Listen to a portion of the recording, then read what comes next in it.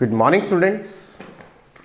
Welcome you all to my YouTube channel PEC Academy Kurukshetra. My dear students, today I am here to discuss lecture number 22 of Unit 6 Gravitation Class 11th. बड़ा ही important ये lecture है और जैसा कि मैं पहले भी आपसे डिस्कस कर चुका हूँ कि जो यूनिट 6 ग्रेविटेशन है वो it is very important unit from your exam point of view, क्योंकि बेसिकली इसमें से 15 मार्क्स का आपसे एग्जामिनर आस्क करता है। तो मैंने आपको बताया था कि जो यूनिट 6 ग्रेविटेशन है of class 11th it will be divided into 25 lesson. 21 lesson मैं ऑलरेडी आपको डिलीवर कर चुका हूँ और बहुत अच्छे कमेंट्स जो है, बहुत अच्छे रिव्यू उस पर मुझे देखने को मिले। आप सब लोगों का बहुत प्यार मिल रहा है, तभी उस प्यार को एक उष्मा बनाकर, एक एनर्जी को अपनी बॉडी में समेटकर मैं जो है लगातार कंटिन्यूस आप सबके लिए एक वीडियोस को जो है शूट कर रहा हूँ। और आज जो वीडियो मैं शूट करने वाला हूँ वो वीडियो जिस टॉपिक के ऊपर बेस्ड है वो है time period of A satellite. बड़ा ही इम्पॉर्टेंट ये टॉपिक है, पेपर में ये 3 मार्क्स का पूछा जाता है और पहले भी पूछा जाता रहा है। तो आपको इस तरह का टॉपिक अटेम्प्ट करने में, इसका आंसर देने में प्रॉब्लम ना आए, that's why I am here making the video of this topic in lesson number 22 and as early as possible I will upload this video on my YouTube channel PEC Academy Kurukshetra. So from there you can download the video and see and learn how we have to attempt these types of questions if it will asked by the examiner in your final exam. तो चले start करते हैं। Without any wastage of time we have to start our lesson number 22। बहुत जल्दी आप इसे मेरे channel पर भी देख पाएंगे। और ये लेसन है कहीं ना कहीं 21 जो लेसन मैंने आपको दिया था वो उससे कनेक्टेड है। 21st लेसन जो मैंने आपको डिलीवर किया था, जो मेरे चैनल पर आप देख सकते हो, उससे कनेक्टेड है, जिसके अंदर हमने जो है ऑर्बिटल स्पीड ऑफ सैटेलाइट निकाली थी। It is also very important. तो अगर 2 सेट है तो डेफिनेटली एक सेट में ऑर्बिटल स्पीड ऑफ सैटेलाइट के बारे में कहा जाएगा और दूसरे में टाइम पीरियड ऑफ सैटेलाइट के बारे में कहा जाएगा। तो ये दोनों लेसन आपस में कनेक्टेड है। 22nd लेसन आपको तभी समझ में आएगा जब आप 21st जो लेसन है वो आप जो है आपने उसको देखा होगा। तो उसके लिए you can go to my YouTube channel, वहाँ पर 21st लेसन आपको नज़र आ जाएगा, जिसके अंदर हमने ऑर्बिटल स्पीड ऑफ सैटेलाइट को डिस्कस किया था। और उसी को ही हल्का सा मैं यहाँ पर एक रिव्यू भी दूंगा और फिर हम इस 22nd लेसन के ऊपर आएंगे, that is called time period of A satellite. तो अगर हम 21st लेसन को थोड़ा सा रिव्यू करें तो माय डियर स्टूडेंट्स, वहाँ पर हमने ऑर्बिटल स्पीड ऑफ सैटेलाइट को डिस्कस किया था और उसके अंदर हमने पहले जो मैंने डायग्राम बनाया था उसी डायग्राम को बना रहा हूं मैं यहाँ पर। सपोज दिस इज द अर्थ, मैं यहाँ पर एक अर्थ ले रहा हूं, this is the earth.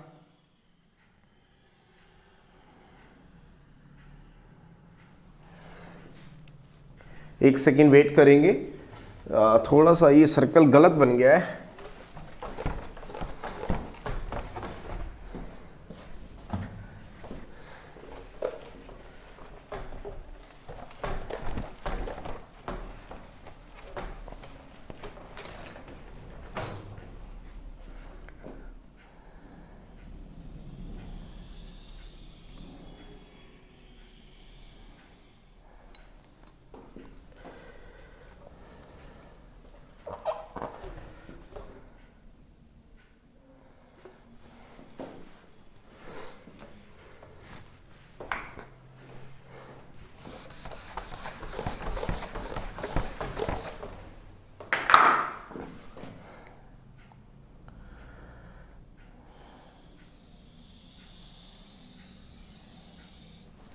Suppose this is the earth having the center point is say O and the radius is say capital R। मैं पिछले ही लेसन्स को हल्का सा एक बार रिवाइज कर रहा हूँ ताकि मैं टाइम पीरियड ऑफ सैटेलाइट के बारे में डिस्कशन कर सकूँ और ये आपको बहुत अच्छे से समझ में आ सके। तो मैं यहाँ पर एक अर्थ ले रहा हूँ। Suppose this is the earth having the centre point is say O and the mass of the earth is say capital M and the radius of the earth is say small r। और ये वो orbit है जिसके अंदर मेरा जो satellite है वो रिवॉल्व कर रहा है। Suppose this is the orbit, मैं बना रहा हूं यहां पर, where the satellite is to be revolving.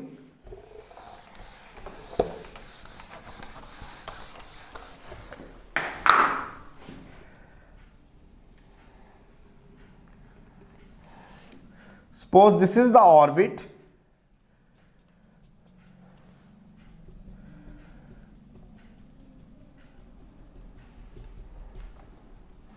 where the satellite is to be revolving and the radius of the orbit is say small r।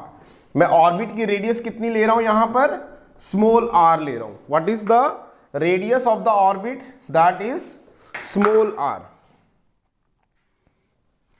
Small r. What is the height of the orbit from the surface of the earth? That is h। दोबारा सुने, lesson number 21 में हमने orbital speed को discuss किया था और उसमें मैंने वहां पर एक अर्थ ली थी which is to be a perfect sphere. This is the earth, ये अर्थ है आपके पास, and it is to be a perfect sphere having the mass is say capital M, जिसका सेंटर पॉइंट है O और radius है capital R। And this is the orbit where the satellite is to be revolving. ये वो orbit है जिसके अंदर हमारा जो सैटेलाइट है वो क्या कर रहा है, रिवॉल्व कर रहा है। This is the orbit, this is the orbit of the satellite, जिसके अंदर मेरा सैटेलाइट रिवॉल्व कर रहा है। मैंने suppose this is the satellite having the mass is से m, मैंने ये सैटेलाइट ले लिया, इसका मास है मान लेते हैं m, and it is to be moving with a orbital velocity is say v। और ये जो ऑर्बिट है ये अर्थ की सरफेस से कितनी हाइट पे है, h हाइट पे है। मैं दोबारा रिपीट कर रहा हूं, ऑर्बिटल स्पीड निकालने के लिए मैंने वहां पर एक डायग्राम बनाया था और मैंने वहां पर कहा था कि this is the earth which is to be a perfect sphere having the centre point is say O and the radius is say capital R। मतलब जो अर्थ है वो एक परफेक्ट स्पीयर है, उसका सेंटर पॉइंट है O और रेडियस क्या है, कैपिटल R। और ये वो ऑर्बिट है, दिस इज द ऑर्बिट जो डॉटेड लाइन से मैं शो कर रहा हूं, जिसके अंदर सैटेलाइट जो है वो मेरा रिवॉल्व कर रहा है। This is called orbital path of the satellite, और उस सैटेलाइट का मास है m and it is to be moving with a velocity say v। So this is the orbital velocity, और इसका जो फॉर्मूला था वहां पर जो हमने ड्राइव किया था that is r root g by r plus h, जिसमें r क्या है, radius of the earth, that is 6.4 into 10 raise to the power 6 metre, और h है यहाँ पे height of the orbit above the surface of the earth, और यहां पर जो r है that is r plus h। ये हमने वहां पर डिस्कस किया था। अब आज हमारा जो टॉपिक है वो है orbital time period of A satellite. Now what is the time period. अब दिस इज द सैटेलाइट जिसका मास कितना है, स्मॉल है। जब ये रिवॉल्व कर रहा है अराउंड द अर्थ, तो ये अपना एक चक्कर इस अर्थ के चारों ओर लगाने में कुछ समय तो लेगा। वो जो समय है that is called time period. Means the time taken by the satellite to complete one revolution around the earth in its orbit is called time period of the satellite. क्या बताया, ये जो सैटेलाइट है जिसका मास है स्मॉल m, ये इसके चारों ओर, अर्थ के चारों ओर अपने ऑर्बिट में, जो ऑर्बिट है एक चक्कर कंप्लीट करने में जो टाइम लेगा that is called time period of the satellite. तो what is the time period of the satellite अगर हम बात करें, time period of satellite. Now what is time period of satellite, it is defined as the time period of, या time taken by the satellite, it is defined as the time taken by the satellite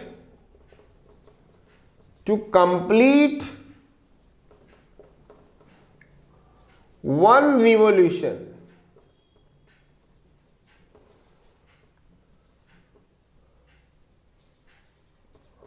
around the earth. Means the time taken by the satellite to complete 1 revolution around the earth. Means earth के चारों ओर एक चक्कर लगाने में जो उसे time लगेगा, that is called time period. The time taken by the satellite to complete 1 revolution around the earth. इसको किससे डिनोट करते हैं? It is denoted by T. Now what is T? The time taken by the satellite to complete 1 revolution, and that will become equal to the time distance upon velocity. Time का formula क्या हो गया? Distance upon velocity. Now what is the distance जो वो satellite travel कर रहा है to complete 1 revolution? That will become equal to the circumference of the orbit. That will become equal to 2 pi r. What is the velocity? Orbital velocity is v. दोबारा सुने, time period निकालना है, time निकालने का formula होता है distance upon velocity. कितना distance उसने ट्रेवल किया एक इस सर्कुलर ऑर्बिट में, that is will become equal to the circumference of the orbit 2 pi r upon v. Now this is equation number 1. Now what is v? That is the orbital speed. वो रहा orbital speed का formula, put करेंगे यहाँ पे v की value को, तो t comes out to be 2 pi r by v की वैल्यू रखेंगे तो ये बनेगा r root r plus h ऊपर चला जाएगा तो r plus h by g. This is equation number 2. अब यहां पे मैं एक काम करता हूं, what is r? r you know that r is r plus h. तो equation number 2 will be reduce to 2 pi upon r square root of r अंदर जाएगा तो ये बनेगा r का स्क्वायर, r का square r plus h upon g. कैसे किया मैंने? यहां पर था 2 pi r upon capital R root r plus h upon G. तो इस r को हम अंदर लेके जाएंगे. जब आप इस r को स्क्वायर रूट के अंदर लेके जाओगे, now what is r? That is r square. मैं इसको रब कर रहा हूं यहां से,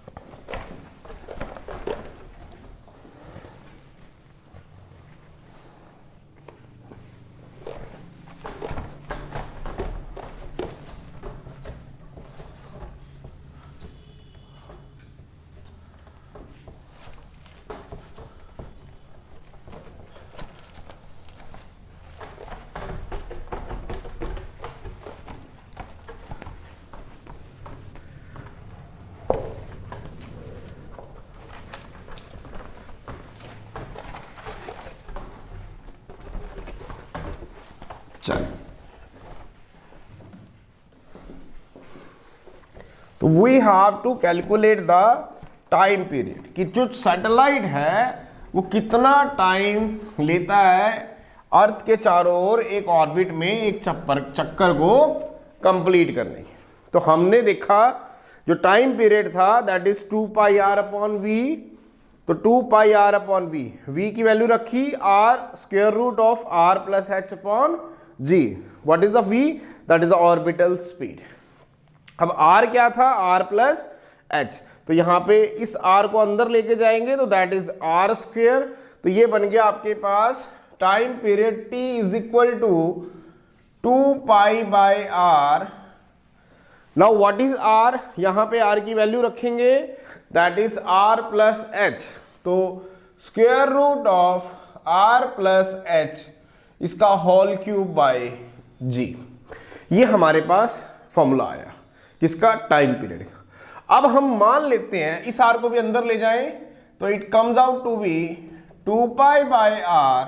सॉरी r यहां अंदर जाएगा, 2 पाई बाई r को भी आप अंदर ही ले जाएं.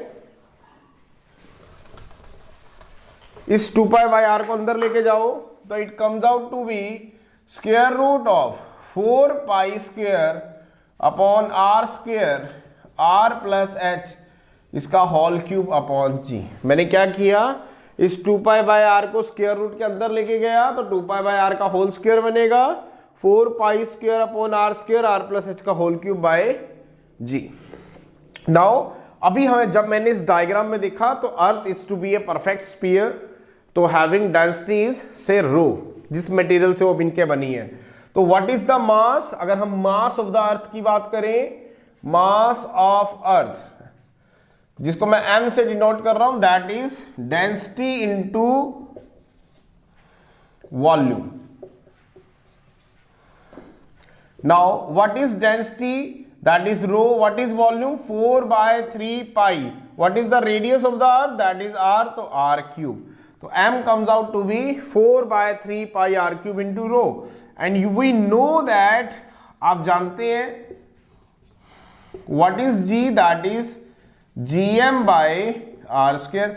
तो put the value of m in here. इस m की वैल्यू को यहां रखेंगे तो g comes out to be g 4 by 3 pi r cube into rho divided by r square. r square से ही r cube खत्म, तो it comes out to be 4 by 3 pi r rho into g.